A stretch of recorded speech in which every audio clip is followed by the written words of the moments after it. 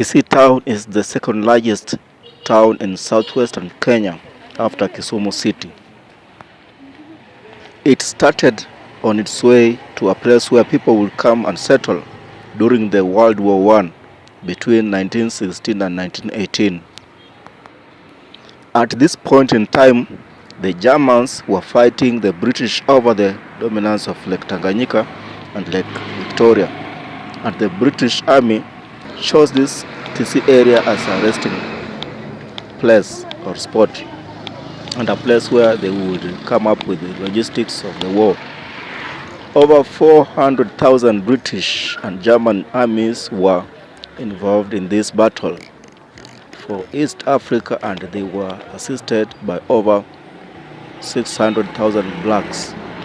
The spot where Kisii Town is was a forest, and the British wanted to clear the land, and so used the locals to cut down and move huge trees to clear the area.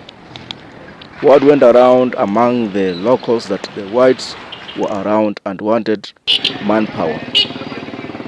It was then that the Gusis of the time called the Kisii Town area Bosongo, meaning a place where whites wanted to settle. The war in this region came to an end in 1918, and when Germans surrendered after the British outwitted them in the Lake Tanganyika and Lake Victoria battles. The British captured their warboats. These warboats, for both the British and the German, were carried inland from the Indian Ocean coast to the Lake Tanganyika, a distance of over 4,500 kilometers away. Some of the weaponry was also carried by the Kenya railway line that the British had built from the coast to the Lake Victoria Basin. Remember, the Germans colonized Tanzania and the British colonized Kenya. In this East African war, 22,000 British soldiers were involved, and 11,000 of these were killed, and 5,000 German soldiers were involved, and 2,600 of the Germans were killed. In total, 15,000 Africans were killed in this region during that war. Kisii Town started developing soon after the end of World War I, when more Africans came looking to be employed and were paid in coins similar to this one. The area was fertile and produced the best cotton and tea, which boosted the economy of the town. As more and more locals came in to work for the whites in the farms, the fighting in East Africa led to an export boom, which also led to an increase in political influence of white Kenyans in the area. Those are the colonialists. A declaration that gave the colonialists control over black-owned land led to a boost in exports after the war, which rose to £5.9 million. White control of the economy in the region rose from 14% to 70% by 1919. With this came forced labor for Africans. Kisii Town was purely for the whites, something that continued during the World War II and into independence in the 1960s.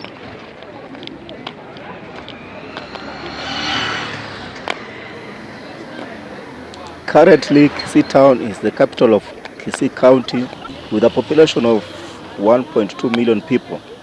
It has two markets, Daraja Mbili, and another market at the center or at the heart of the town. This one that you can see. It has banks, cooperatives, and plazas like Uhuru Plaza.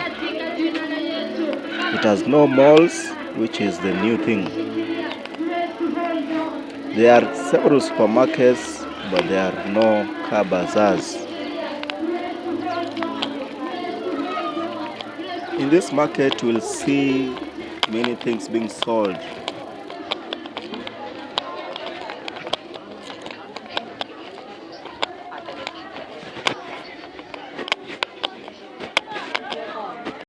Like here, we are seeing very nice, traditionally used home utensils or homeware, baskets and everything. Very nice stuff, very, very nice stuff. Very good things that you can use and very, very useful in the house and in the homestead.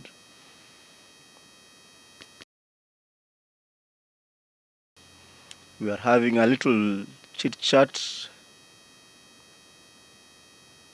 about their goods, and of course people are very friendly here. They will also come in and give their ideas on issues. So the market has stalls which have been numbered.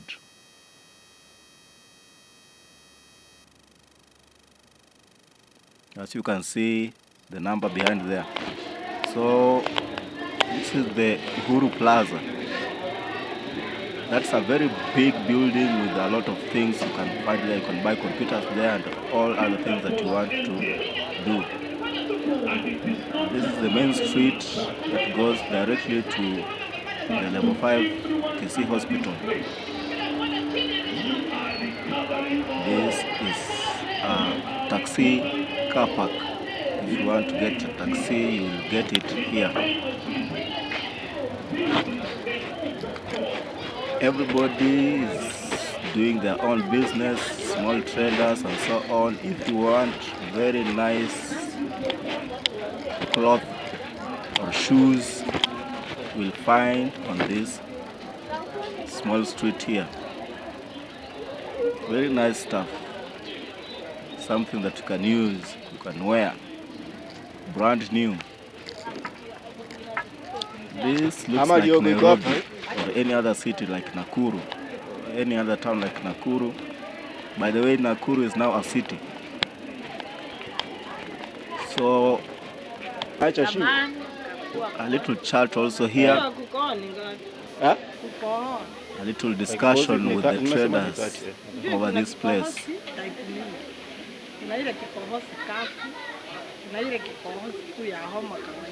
What keeps businessmen going in these many towns is they form a chama, a cooperative union, just among themselves so that they can save some money and do bigger projects other than just getting your daily bread. You can come together, collect your money and do something bigger.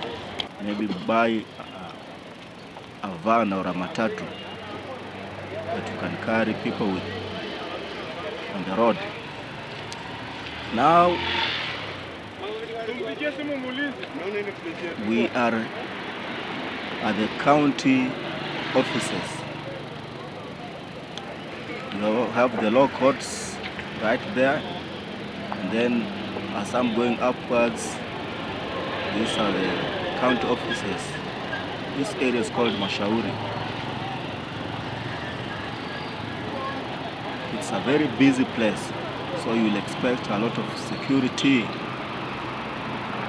county security people and the police, because we have law courts here and we have the county assembly here, on and on. Those are the law courts.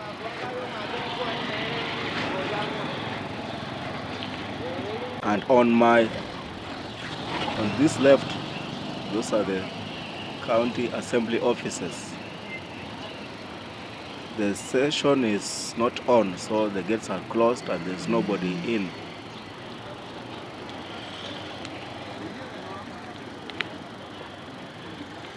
Otherwise, you will have seen so many vehicles parked on this where I'm walking right now.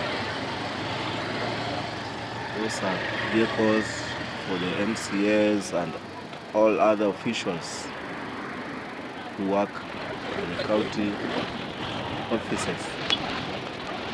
So up ahead We have the petrol station that gives this place the name Mashauri. Skip to the place. Now this is a place where you can pick your vehicle if you're going towards the outskirts of Kisii. People are picked here. We have two stages. The main stage is at the heart of the city of the town.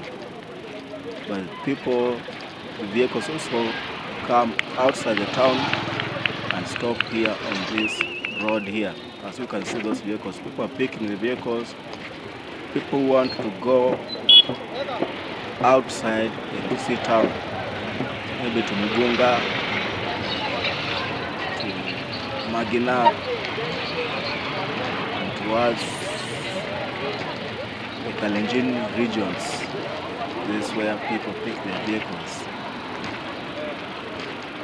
And we have the population density has increased, so many people are also selling their wares along this road. You know, every country has a problem with employment, so many youths are also selling their wares outside the market area.